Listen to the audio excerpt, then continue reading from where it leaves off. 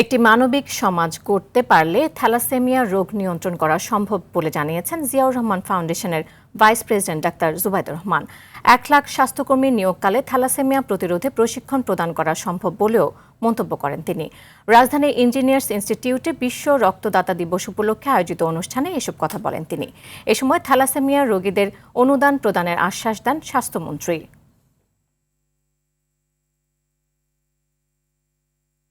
Thalassaemia যোদ্ধাগণ ও তাদের পরিবারে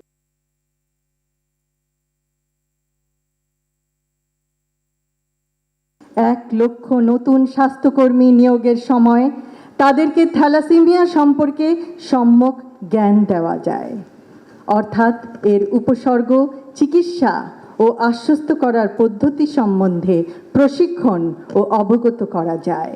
আপনারা আমার কাছে একটা দরখাস্ত দেবেন আর্থিক সাহায্যের জন্য। বিধি মোতাবেক যতটুকুন করা যায় সর্বোচ্চ আমি ততটুকুন আপনাদের জন্য করব।